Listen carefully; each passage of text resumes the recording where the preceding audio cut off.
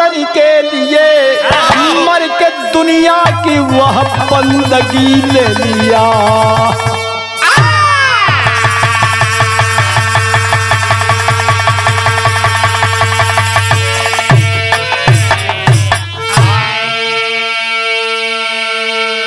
सज्जनों, लोग कहते हैं कि हर चीज मिट जाता है, लेकिन नाम को कोई मिटाने वाला नहीं।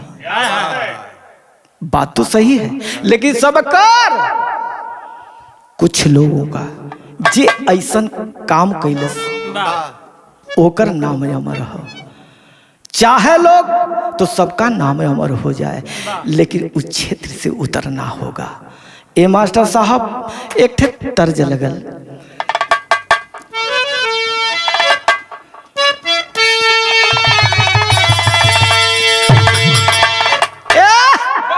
कि काबे में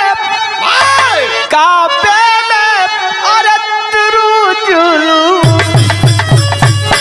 काबे में अरे तेरा जलवा, काशी में नजारा है।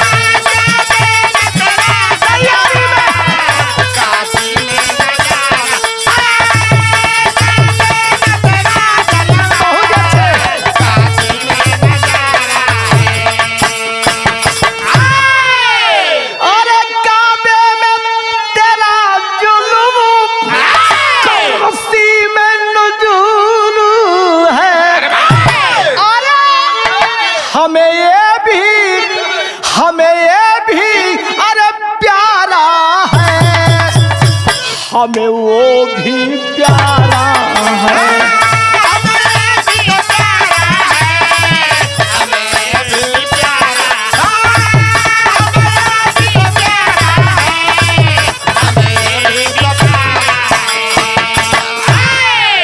सज्जनों, ये तो तर्ज था, लेकिन कवि जी भाव का लिखलन,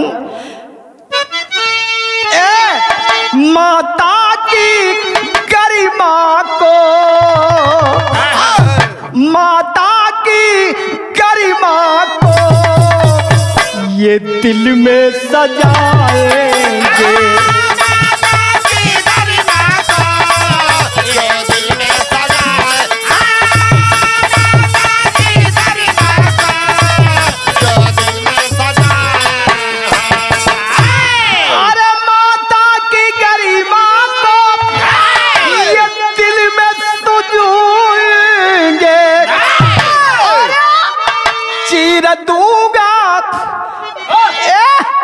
चीर दूंगा अरे कलेजों को जो आंखें दिखाएंगे।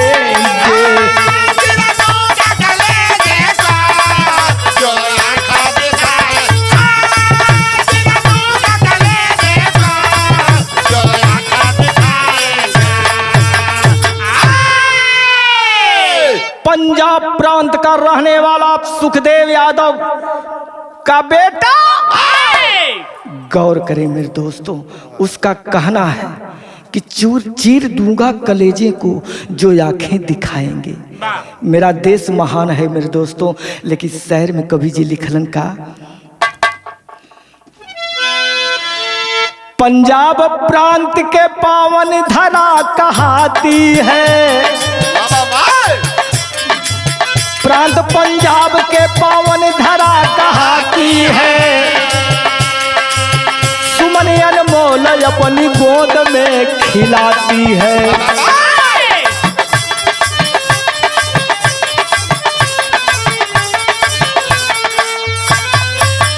यादव रामदास की वही पलानी थी, पुत्र सुखदेव पत्नी रामरती रानी थी।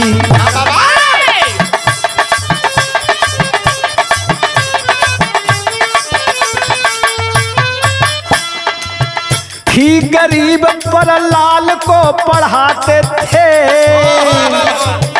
थी गरीब पर लाल को पढ़ाते थे, उम्मीद की ज्योति अपने दिल में जलाते थे।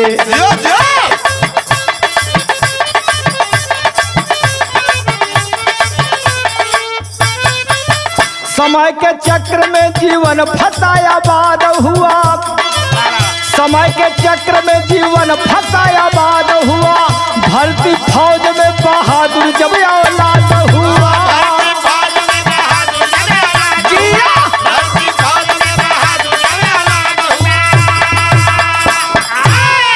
ए बाबू, पंजाब प्रांत का रहने वाला रामदास यादव का एक बेटा सुखदेव यादव। रामदास यादव का यही सपना था कि गरीबी तो जरूर है लेकिन अपने बेटे को जवान बनाऊंगा, देश का सेवा करेगा मेरा बेटा।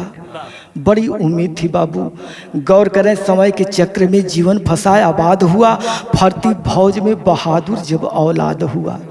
सपना पूरा हुआ, पढ़ा के लिखा के खिला के पिला के जब जवान कैलन बार परमात्मा, वही सुखदेव यादव की भर्ती हो जाती है मेरे दोस्तों, वह सीमा का जवान हो जाता है।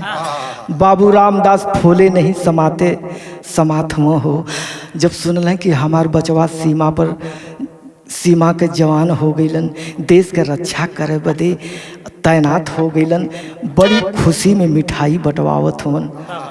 ए बाबू, एक ठे तर्ज लगल,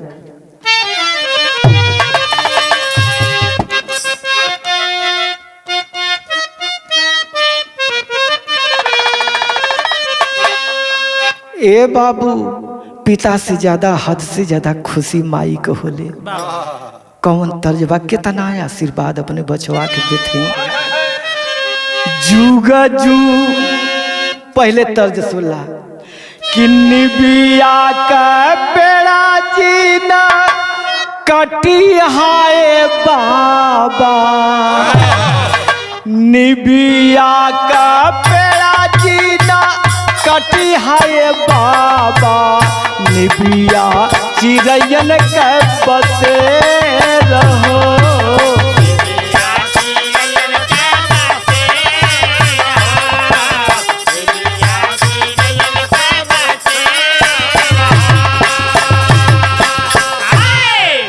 हृदय से दुआ दे रही है माँ मेरी, कैसे दे रही है कि जुगा जुगा जिया मोर दुलारुआनु हो,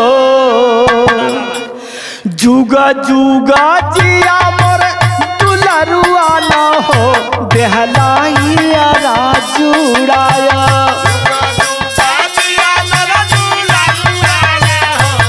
देहलाइया राजुड़ाया।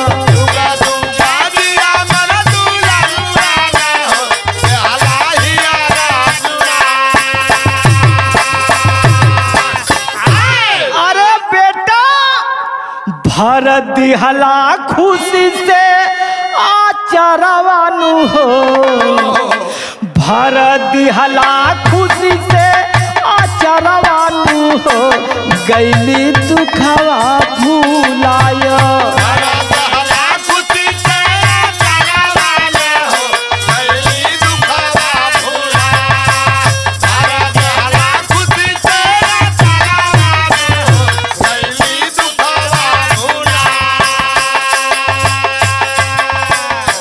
आया है मेरे दोस्तों, माँ अपने बेटा को कैसे विदाई दे रही है मेरे दोस्तों, और समझा रही कि बेटा, माँ का कर्ज धरती माँ का कर्ज तुम्हें चुकाना है,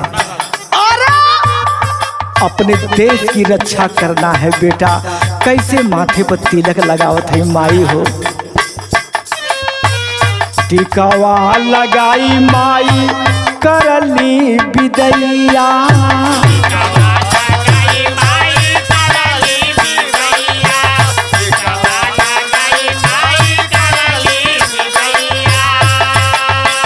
सीमावा पर जइहा बेटा बन के सिपहिया,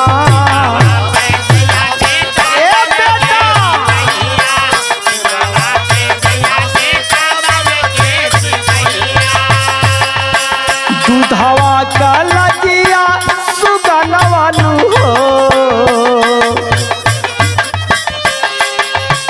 दूधवा का लजिया सुगनवानु हो, लिहार में बचाया।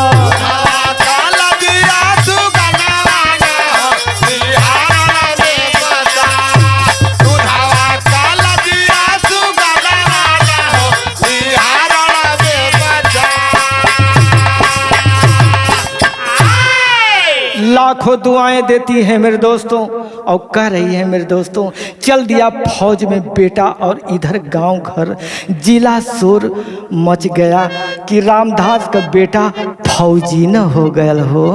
गांव घर में चर्चा, लोग चर्चा करे लगलन, फौजी हो गल रामदास का बेटा। ए बाबू एठे तन से फास्ट में तर्ज रहे, कौन तर्ज बा?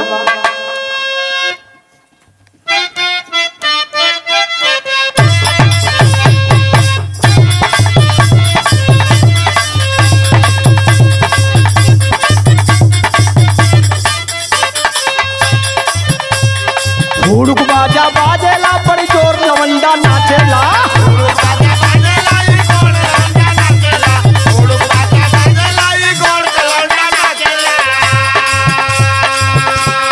हुड़क बाजा बाजेला बड़ी जोर लवंडा नाचेला। हम नाच देख जाइब मायरे हीरा नवा, हम नाच देख जाइब।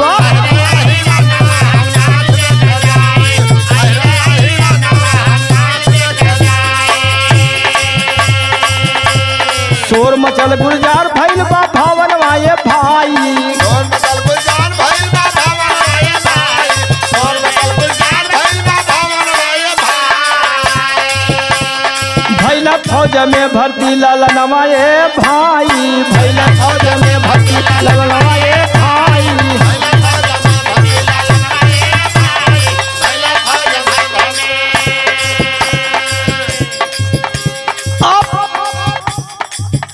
शादी करे बदे बाबू रामदास यादव जी के दरवाजे भीड़ लगे लगल। गौर करें, लागल ताता तिलकहरुन का सब ही जोड़े हाथ हो। कैला शादी लाल के अपने रखला हमारी बात हो। पट बैठल के ठाव रखाए दिनवा ये भाई, पट बैठल के ठाव रखाए दिनवा ये भाई, पट बैठल ठाव रखाए दिनवा ये भाई। पट बैठल के ठाव रखाए दिनवा ये भाई। भौला फौज में भर्ती, भैला फौज में भर्ती ललनवा ये भाई, भैला फौज में भर्ती।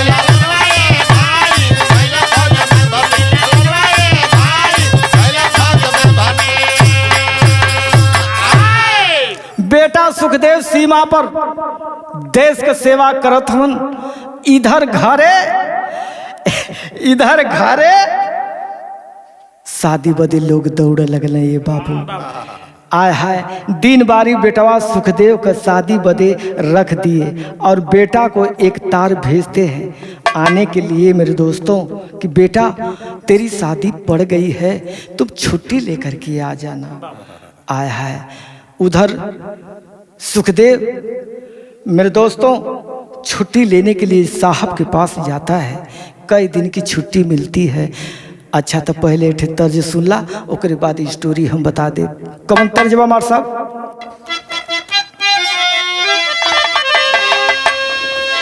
तर्ज है बाब कि हमारा पाई जब राजा हीरो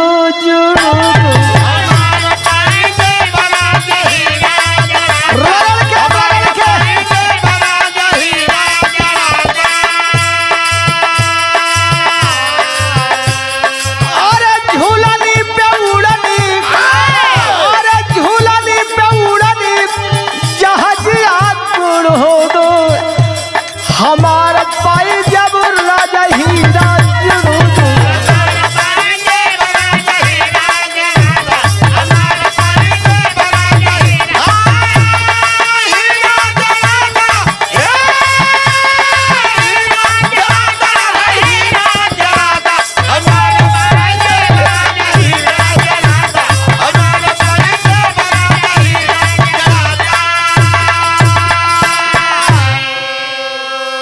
गुलाब भैया पूरन की धुन में बड़ी लचक होले। अच्छा तो गाना को भाव सुना कि चिठिया में का लिखले रहना है और सुखदेव जब पढ़े लगलन तो का लिखले रहना बाबूजी हो। ए अरे बाबूजी का प्यार जिन भुलैया ये बेटा,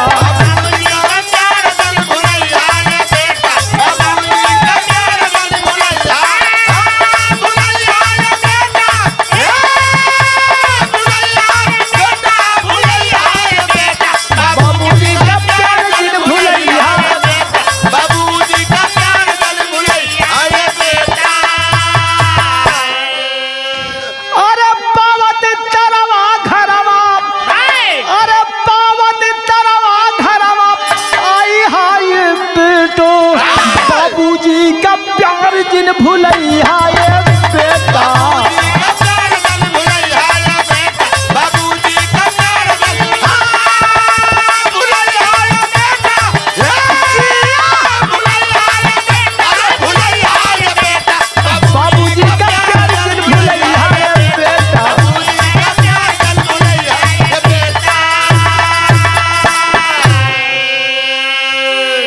और का लिखले रहले बाबूजी हो, ए बेटा सदिया का दिन तोहरी रख देहली महू हो, सीता सरी खदियर खोजले बाटी बहू हो।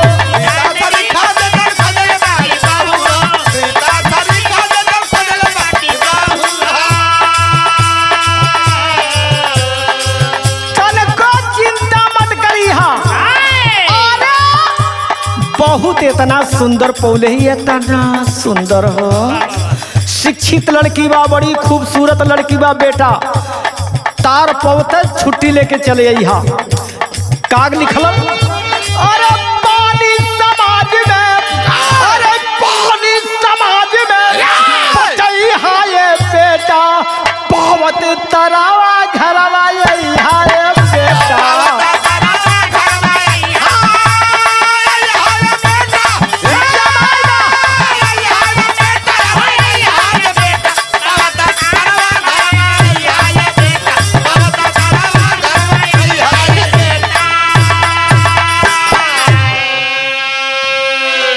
बाबूजी का टेलीग्राम पा करके बेटा सुखदेव अपने ऑफिसर से छुट्टी मांगने के लिए जाता है। बाबू शादी से एक दिन पहले दिया, एक दिन छुट्टी, शादी से पहले एक दिन, दूसरे दिन, तीसरे के दिन जाना है। सुखदेव आए, उसी दिन बारात जाने वाली थी। जिस दिन आया उसी दिन बारात जाने वाली थी बाबू। और उसी दिन हल्दी मारो और बारात सजने लगी। सजल रहे से हारा बाजत रहल बजना, सजल रहे टोलिया कहार हो रामा। माई अपने हीरावा के परिछहु ना पवली, आई गई सीमावा से तार हो रामा।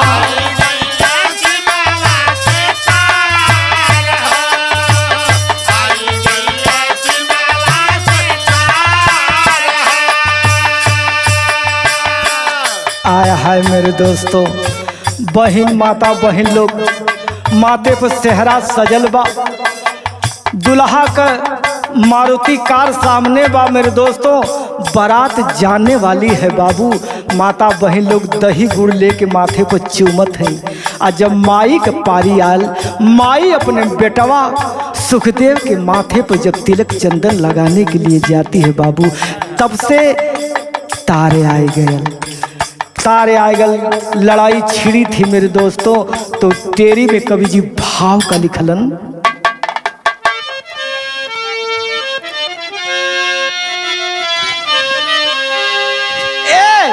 अरे जवानी भले ही दाव पर लगी। सुखदेव जब जान गए कि तारे आ गए, हमें सीमा पर जाना है, ठुकरा दिया शादी को मेरे दोस्तों। माँ से कहा कि माँ ये अवसर बार बार नहीं मिलेगा बा, जीवन रहित बड़ा शादी हुई है माई। तो कवि जी लिखलन का, अरे जवानी भले ही दाव पर लगी, बंधन तोड़ प्रेम का जला बघेला तानी।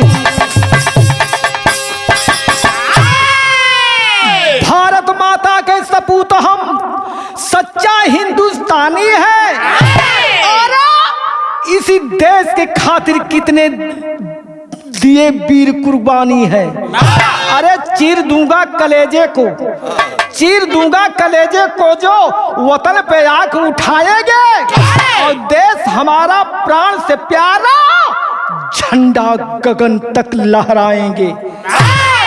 फेंक दिया सहरा, तैयारी कर दिया कि माँ, इस धरती माँ का कर्ज चुकाना है। आय हाय जल दिया बीरस खाटी अगल, जितना फास्ट बजाला।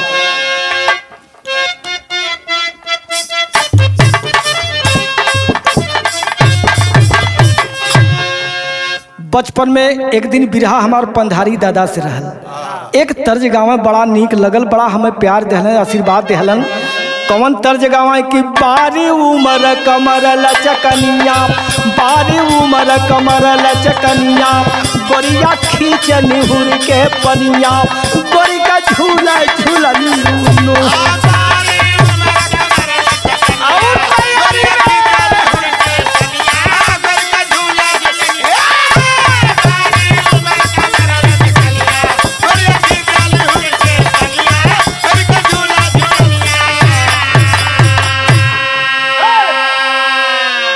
कितना लगाव था मेरे देश से मेरे दोस्तों, कितना लगाव था सुखदेव यादव को मेरे दोस्तों।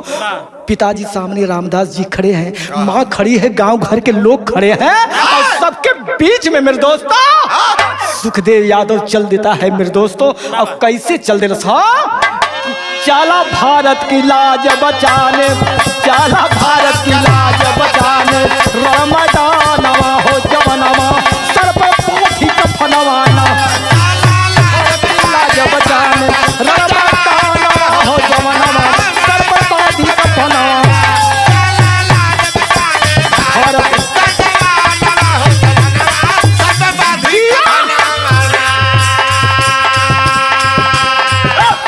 जंग जग में किया तू भनवा, मरल 100 दुश्मनवा, जंग जग में किया तू भनवा, मरल 100 दुश्मन के जनवा,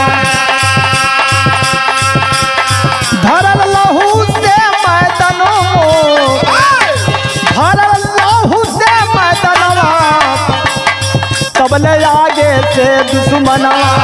आय हाय हाय मारा सीने पे गोली गिरल, मारा सीने पे गोली गिरल, मोर बिरानवा हो जवनवा, सर पे पोथी कफनवा ना।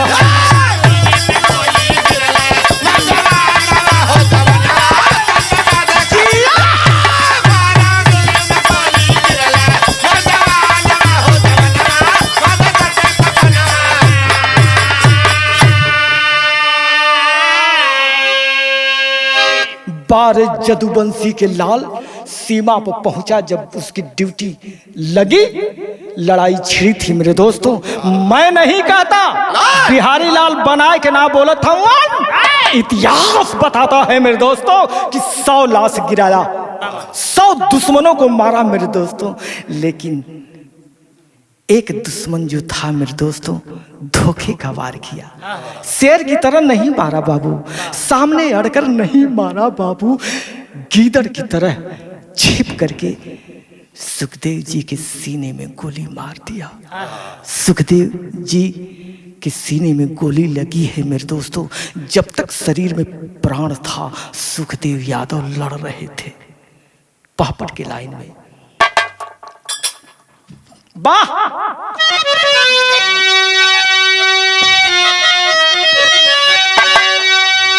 फिर से ना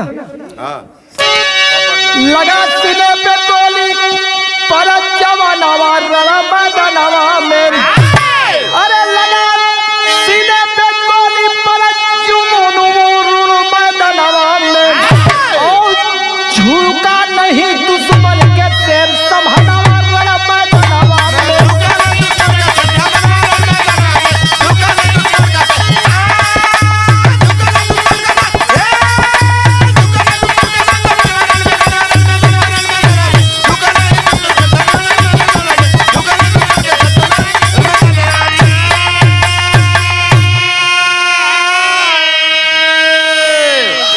जिसको जिंदगी में मरना आता है उसको जीना भी आता है। अब कुछ करके जाऊंगा, अब तो कुछ घड़ी के बाद तो मैं भी विदा हो जाऊंगा। जौने चमचा अगल बगल भागे पराए लगलन, जब तक शरीर में प्राण रह वार करता रहा सुखदेव यादव।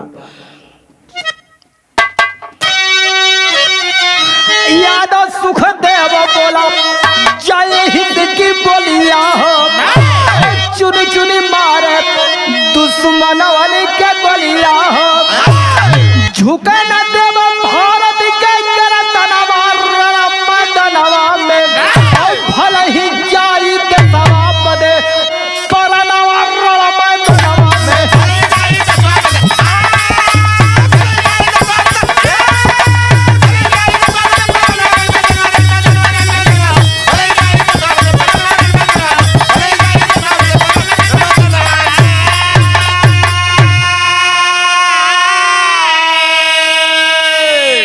वाह भाई वाह, हमरे गुरु जी के अंदाज में सही उतरे बीरस का भाव। कैसे हो? धन देश के पीर हमारे, रण में दिया हुनर दिखा, बात कठरिया सिर पे पट्टा, बात कठरिया सिर पे पट्टा, जय हिंद के नारा लगा, दुश्मन मार गिरावे।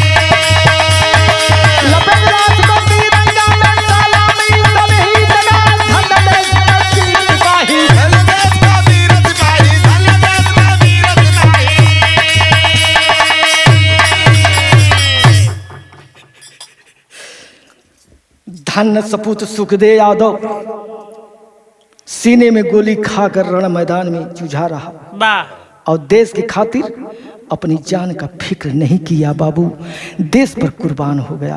फौज के अधिकारी कुछ फौजियों के साथ लाश मातृभूमि पंजाब, लाश प्रांत पंजाब में यादव रामदास के दरवाजे जब पहुंचाए, खबर सुन करके बाबू शहर में सनसनी फैल गई।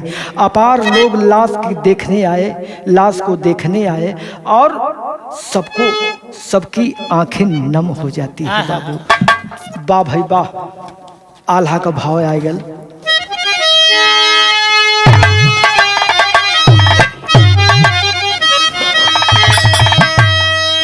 देखा भाई पुरनकी में हो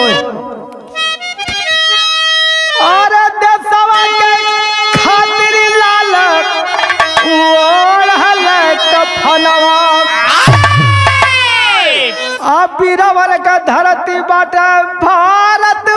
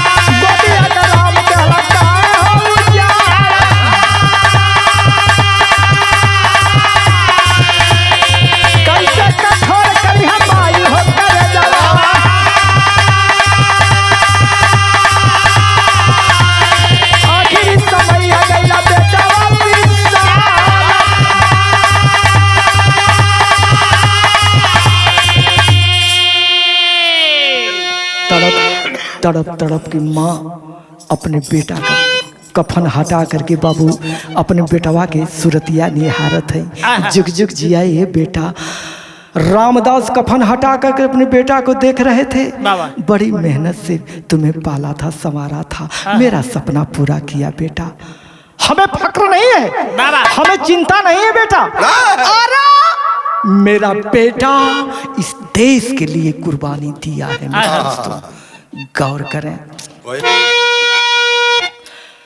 अरे झारा झारा रतिया बहलो गावन के, तब तक बाबू बोले बतिया तिखार हो।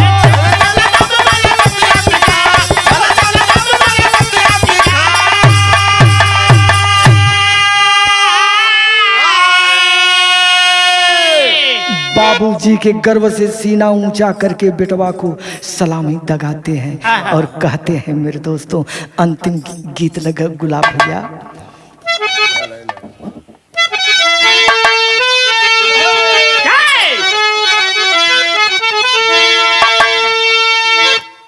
चला बुढ़ौती तबा वतन के खातिर देहला कुर्बानी बिरू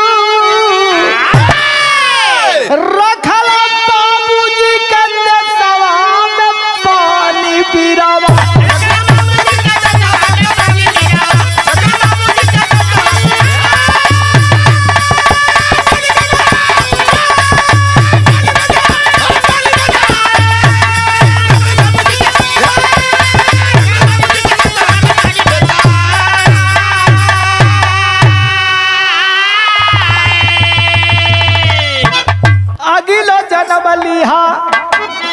बाबूजी का कहनाम है मेरे दोस्तों, अगिलो जन्म लिहा हमारे अंगनवा देशवा के खातिर यहाँ ले के जन्मवा।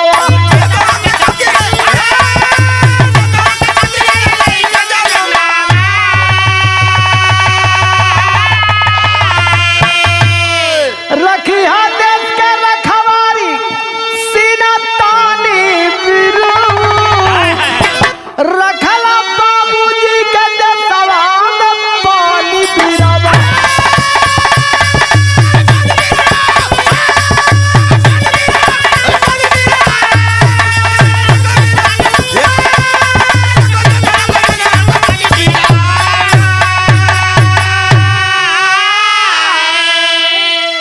पिताजी यही कह रहे थे मेरे दोस्तों, लेकिन बिरहा के शुरुआत में मैंने कहा था कि जिस दिन शादी थी, जिस दिन बारात जाने वाली थी, उसी दिन तारे आया था, सेहरा फेंक दिया मेरे दोस्तों, सीमा पर तैनात चला गया देश की रक्षा करने।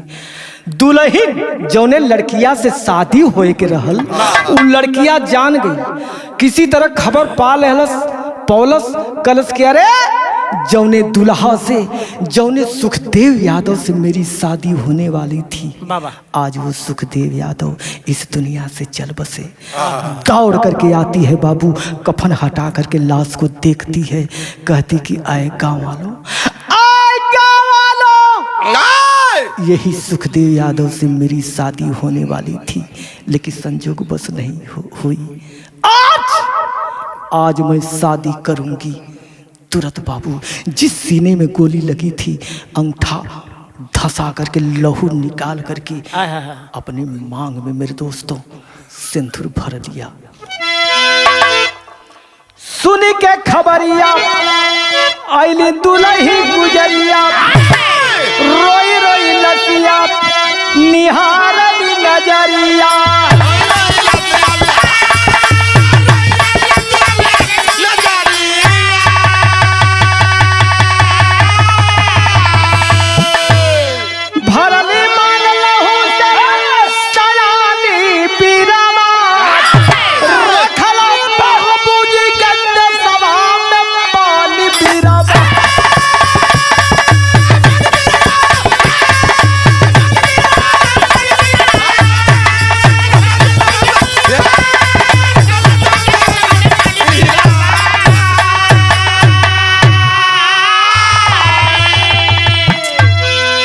आज बिरहा से हमार काया जुड़ाई गई, सच में जुड़ाई गई। गौर करें मेरे दोस्तों, उस समय दुल्हन सुहागन जब होती है तो एक बात कहती है, ए जन्म में तो तुमसे मिलन ना भइल, लेकिन ए स्वामी अगले जन्म में जरूर मिलन हो। बा भाई स्वर्दा छतिया कठोर करके दुल्ही तब बोली, जनली न देव कफनिया का चोली।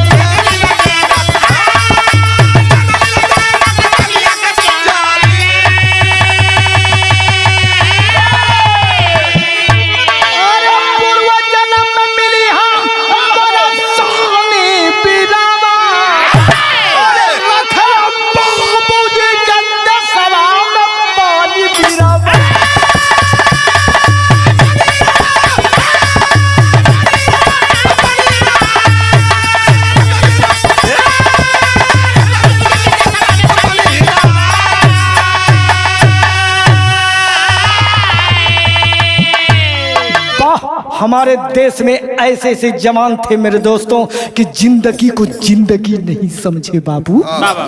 मैं नहीं कहता, मेरा इतिहास बताता है। अंतिम लाइन में गायक कवि का परिचय है।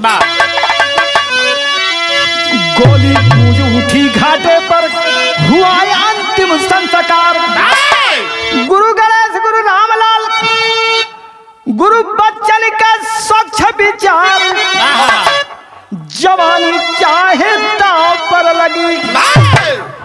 लिखते कवि सिंहासन पीरन की कहानी, जवानी चाहे